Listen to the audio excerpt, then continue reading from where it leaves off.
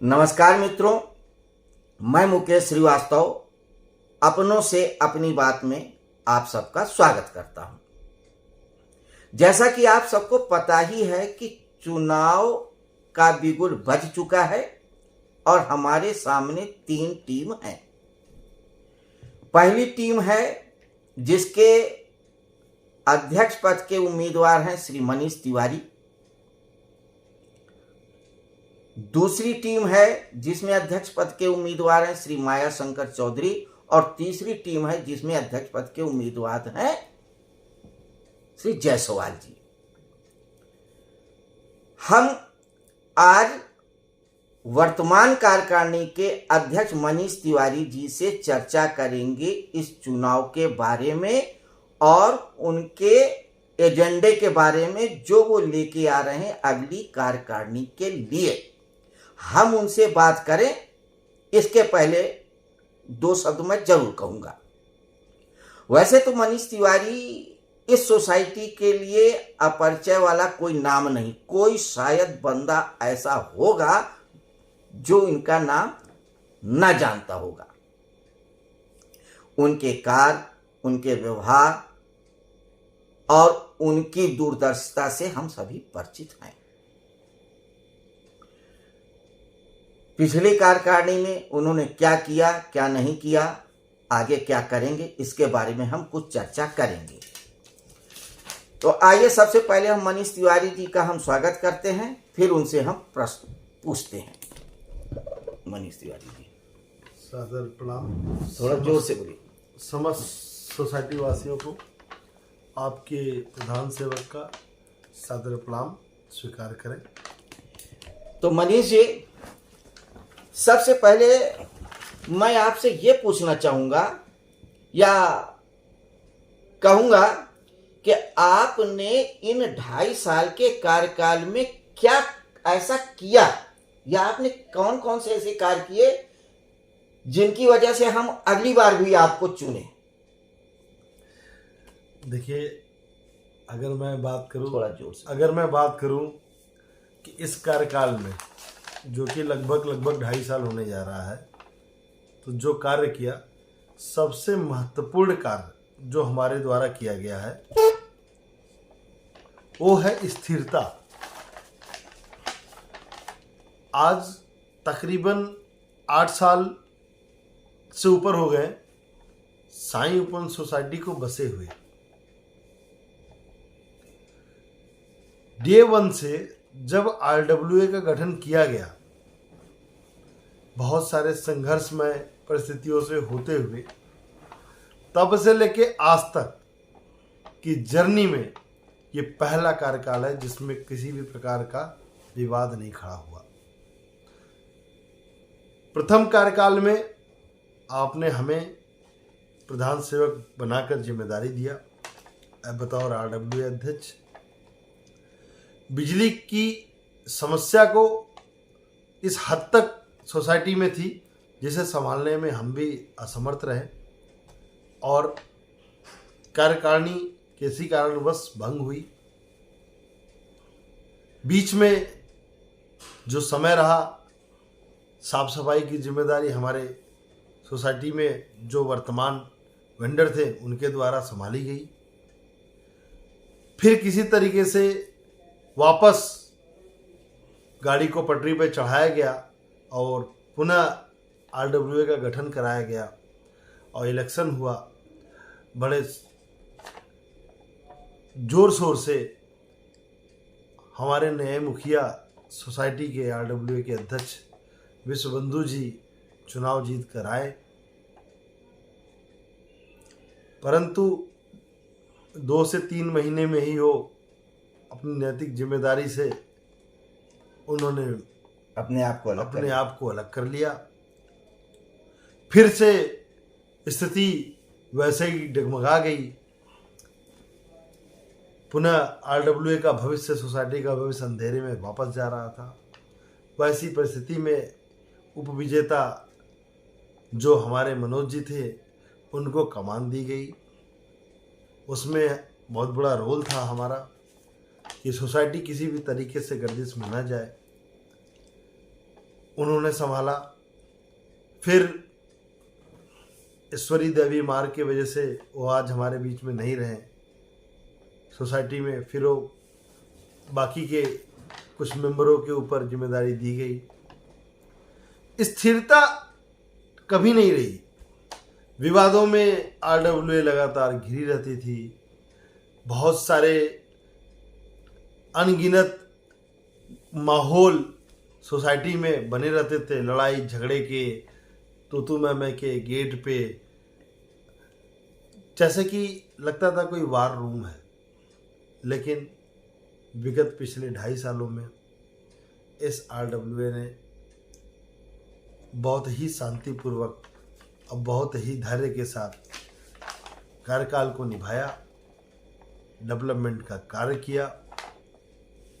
और तो और पिछले आरडब्ल्यूए के नाम पे 4.5 लाख प्लस का कर्जा था, उसे भी उतारा और विकास के नाम पर बहुत सारे कार्य किए। जैसे सुरक्षा के दृष्टिकोण से गेट पर बम बैरियर लगवाया गया, सोसाइटी में अवांछनीय तत्व की बदमाशियां रोकी गईं, अमन चैन सुकून से लोग रहना शुरू किए, मेंटेनेंस का रेशियो काफ़ी ज़्यादा बढ़कर आया और डेवलपमेंट के कार्य निरंतर एक से बढ़कर एक लगातार होते गए। पिछले 2 साल के कार्यकाल में जितने डेवलपमेंट सोसाइटी में हुए हैं उसे गिनाने के लिए ये प्लेटफॉर्म छोटा पड़ेगा। मैं बस आपको इतना ही अवगत कराना चाहता हूँ। तो मनीष जी, आपका मानना है कि 2.5 सालों में आपने सोसाइटी को एक स्थिरता प्रदान करी। बिल्कुल जी, सबसे बड़ा महत्वपूर्ण कार्य हमारे, ये आपका थोड़ा दावा मान सकते हैं कि ठीक है। और दूसरी चीज आप कह रहे हैं कि हमने बूम पंप लगवाया, ठीक है, ये दिखता है। गांव के लोगों का इन्फ्लुएंस आपने थोड़ा रोका, ये भी चलो मान लेते हैं। आपने आरडब्ल्यू कार्यकारिणी के लिए आपने एक परमानेंट ऑफिस बनवाया, इसको भी हम आपकी उपलब्धि मान लेते हैं। ठीक है, आपने कार्य किए निसंदेह। जो आप कार्य कर रहे हैं, हमने जनता के बीच जाके बातचीत भी किया, वो भी एक्सेप्ट कर रहे हैं। हमारा आपसे प्रश्न ये नहीं है कि आपने गमले नहीं लगवाए, या आपने ट्रांसफार्मर या बिजली की समस्या नहीं बदली, या आपने तार नहीं बदले। ये जो आपको बताना चाहिए मैं खुद बता रहा हूं और लोग भी कह रहे हैं। मेरा सिर्फ यहां प्रश्न है, हमारा प्रश्न है कि क्या सफाई, सुरक्षा, बिजली, यहीं तक हमारी आरडब्ल्यू सीमित रहेगी या इसके आगे भी आप कुछ सोच रहे हैं? क्योंकि देखिए, एक बार व्यवस्था बन जाती तो व्यवस्था को फिर कोई भी व्यक्ति रन कर लेगा। तो आप इसके अलावा क्या सोच रहे हैं? इस प्रश्न का उत्तर दें, फिर हम आगे का प्रश्न पूछते हैं। देखिए, किसी भी आरडब्ल्यूए का पहले मूलभूत जो आवश्यकता होती है सफाई, सुरक्षा, बिजली होती है। पहला कार्यकाल जो हमारा था, जिस कार्यकाल में प्रथम वर्ष का कार्यकाल, जिसमें बिजली की समस्या से बहुत ही ज़्यादा जूझे हुए थे हम सभी, और त्यागपत्र भी दिया गया था हमारे द्वारा, हम उसे स्वीकार करते हैं, क्योंकि हमारे भाइयों के द्वारा कुछ काफ़ी ज़्यादा आक्रोश था। रात में बच्चे सो नहीं पाते थे, दिन में वो ड्यूटी कर नहीं पाते थे, बहुत ही असमंजस की परिस्थितियाँ होती थी, घरों में पानियाँ नहीं होते थे। हमारे मन में एक आक्रोश था कि मैं इस सोसाइटी में बिजली की समस्या को जड़ से उखाड़ फेंकूंगा, और इस पर कड़ी मेहनत की है। सरकारी योजनाएं बहुत हैं, लेकिन उन योजनाओं को लाना, उस पर काम करना, यही एक बहुत बड़ी चुनौती है, जिसमें से एक बिजली की समस्या की चुनौती को भी हमने स्वीकार किया और सोसाइटी के सारे ट्रांसफार्मरों की क्षमता वृद्धि धीरे धीरे कर अतिरिक्त लोड बढ़ाता चला गया। 100 को 250 को 400 करते हुए आज सोसाइटी की लोड की क्षमता वृद्धि आवश्यकता के अनुसार पूर्ति कराई। संपूर्ण सोसाइटी में तार बदलवाने का भी कार्य प्रारंभ कर दिया। आधे से ज़्यादा 70% सोसाइटी में तारें बदली जा चुकी हैं। जो बचे हुए 20-30% है वो भी जल्द ही उन्हें भी कंप्लीट कराया जाएगा। घरों के अंदर चूल्हे जलाने के लिए गैस सिलेंडर की पाइपलाइन भी लगवाएंगे। गैस सिलेंडर मुक्त सोसाइटी किया गया। तो सुविधाओं के ऊपर ज़्यादा फोकस है। अब इनसे ऊपर उठने का जो बात है ये है कि हमने ये नोटिस किया है कि हमारी सोसाइटी में भी कुछ हमारी माताएं बहनें रहती हैं जो खुद अपने पैरों पे खड़ा होना चाहती हैं, खुद का रोजगार करना चाहती हैं। तो उनके लिए भी हम RWA के तहत एक पैनल बनाएंगे जिससे घरेलू रोजगार को सोसाइटी के अंदर लाएंगे। जो महिलाएं उसके लिए इच्छुक होंगी उन्हें घरेलू रोजगार देंगे। सोसाइटी के जो मेधावी छात्र होंगे, बच्चे होंगे, उनके लिए एक्टिविटीज़ कराई जाएगी। उस कल्चरल इवेंट के नाम पे हम आप जैसे लोगों के साथ में कनेक्ट होके कुछ फोरम बनाएंगे जिसमें कि उनका इनर डेवलपमेंट, बच्चों की पर्सनालिटी का डेवलपमेंट होना बहुत ज़रूरी है। कम एज में उनके अंदर एक चौमुखी विकास को डेवलप करने के ऊपर हम कार्य करेंगे। कुछ उस तरीके के दिशा में अब RWA सोच रही है, क्योंकि इनसाइड डेवलपमेंट का कार्य हम वाकई में बहुत किए हैं और करते आए हैं लगातार। सुरक्षा के नाम पे हमने संपूर्ण सोसाइटी में CCTV कैमरे लगवाए हैं, नालियों के गटर को प्रॉपर सिलाब से ढकवाए हैं। उन गांवों को हम गिनवाने में असमर्थ हैं, उससे ज़्यादा काम आपको याद होंगे। बिल्कुल आप जो कह रहे हैं, जनता इस चीज को स्वीकार कर रही थी, कहीं ना कहीं कार्य तो हुए हैं निसंदेह। बार बार हमारा फोकस ये है कि सोसाइटी के अंदर कार्यों के अलावा जैसे कुछ समस्याएं और हैं। गेट नंबर 2 के पास अनऑथराइज्ड वे में ठेले लग जाना, जिससे आवागमन में दिक्कत होती है, किसी दिन एक्सीडेंट ना हो जाए। एक बार एक एक्सीडेंट हो भी चुका है। तो सुबह सुबह स्कूल के बच्चों की बसेस आती हैं, शाम को लोग आते हैं, ऑफिस से लोग आते हैं, तो इस भीड़ का कुछ ना कुछ समाधान होना चाहिए। मंजीत की दुकान के पास टर्निंग पे भी जाम लग जाता है, उसका कार्य भी कुछ होना चाहिए। इसके अलावा एक समस्या और बहुत बड़ी है, क्योंकि 3 प्रश्न मैं एक साथ पूछ रहा हूं कि हमारी सोसाइटी में करीब 1400 फ्लैट हैं और लगभग हर बिल्डिंग के आगे बोरिंग हो चुकी है 2-2 बार। लगातार बोरिंग होने से पानी का लेवल नीचे जा रहा है, नींव बहुत गहरी और अच्छी नहीं है, बिल्डिंगों को खतरा हो सकता है, आगे पानी की समस्या हो सकती। तो गंगा जल जैसी योजनाओं पे क्या कर रहे हैं आप? ये दूसरी चीज, ये जाम के लिए आप क्या कर रहे हैं? ये जो 2 मूलभूत समस्याओं, इस पे आप क्या करेंगे, क्या सोचा है? देखिए, प्रश्न आपका बहुत ही उचित है और अभी जो वर्तमान समस्या है ये किसी से छिपी हुई नहीं है। जो आपने ये सवाल किया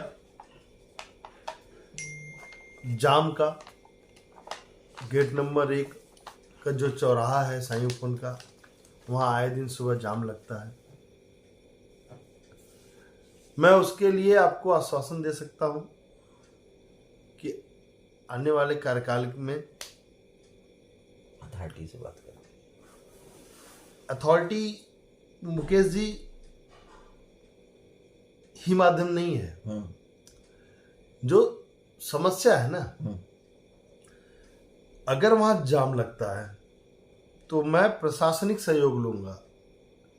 वहां पे सुबह 7 से 9 के बीच में प्रशासन के द्वारा हमें सरकारी मुलाजिम चाहिए जो कि वहाँ पे उस चीज़ को मैनेज करे, क्योंकि इतना जाम अगर लगता है तो कंट्रोल चाहिए। हम अपना अतिरिक्त सुरक्षा गार्ड भी हम उनके साथ में लगाएंगे, लेकिन उस ट्रैफिक को उस समय पे नियंत्रित करेंगे।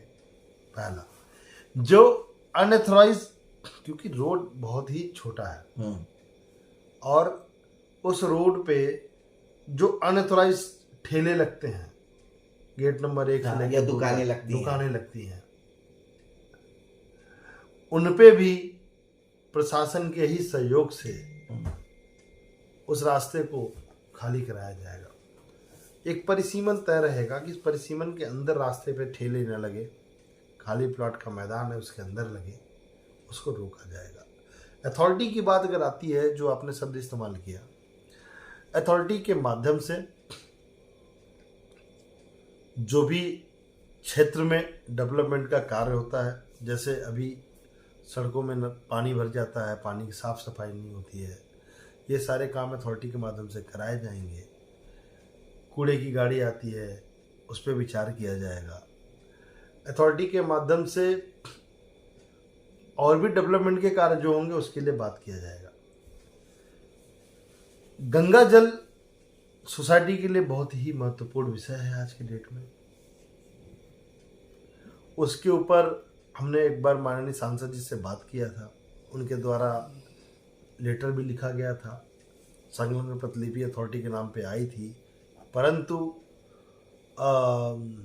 किसी अभाव के कारणवश जो टीम थी जिनके हाथ में वो लेटर सौंपा गया था, वो कार्रवाई में आगे नहीं बढ़ पाई। उसे पुनः दोबारा से प्रयास को बढ़ाया जाएगा। और यहाँ पे मैं वादा नहीं करता, लेकिन मैं आश्वासन जरूर दे रहा हूँ कि अगले कार्यकाल के अंदर जरूर यहाँ पर सरकारी योजनाओं के तहत मोदी जी का आह्वान है कि हर गांव में जल और कल नल पहुंचना चाहिए। उस योजना के तहत सोसाइटी तक भी पानी का लाइन लाने का पूरा प्रयास किया जाएगा। उसके अतिरिक्त सोसाइटी के अंदर सुरक्षा दृष्टि को मजबूत करने के लिए सोसाइटी में इंटरकॉम जैसी सुविधा को लगाने के लिए प्रयासरत हैं, जिसके लिए सोसाइटी में कार्य चल भी रहा है,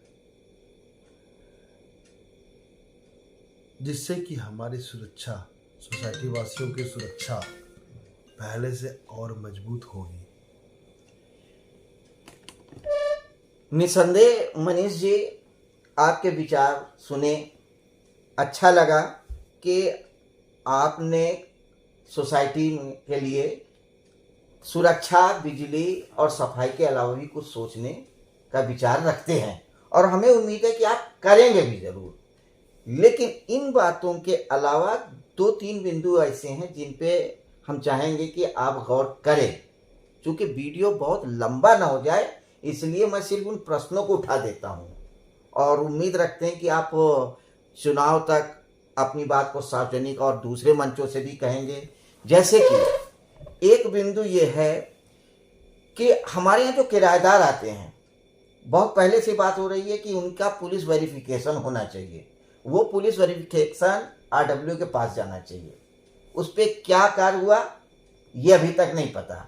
सेकंड चीज कि आपके जो पहले कार्यकाल था, उस कार्यकाल में हिसाब किताब को लेके आपकी एक ट्रांसपेरेंसी होती थी। ये ठीक है, विवाद होते थे कि ये कच्चा है, पक्का है, यहाँ ज्यादा है, यहाँ कम है, लेकिन आप सार्वजनिक रूप से आकर के अपने हिसाब किताब को रखते थे। यहाँ पे आपकी लैकनेस रही है। हम ये मानते हैं कि आप व्यक्तिगत बहुत बड़ी क्षति हुई है, आपकी पत्नी का देहावसान हो गया, आप 1.5-2 साल बहुत डिस्टर्ब रहे, अपनी लाइफ को लेकर के आए, समाज में भी काम किया, सब कुछ किया, तो इसलिए उसको थोड़ा सा हम सब्सिडाइज करते हैं। लेकिन उम्मीद रखते हैं कि अब आगे कार्यकाल में इस चीज़ पे भी आप जरूर ध्यान देंगे।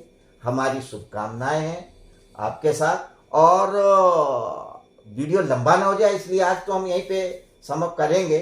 आपका एक लास्ट शब्द ले करके मैं इस पे जवाब देना चाहूँगा। हाँ। कि हिसाब किताब हम पहले भी देते थे, कच्चा पक्का वार्ता होती रहती थी, क्योंकि हम आम सभा में रूबरू हुआ करते थे अपनों से, वो कहीं अच्छा भी था।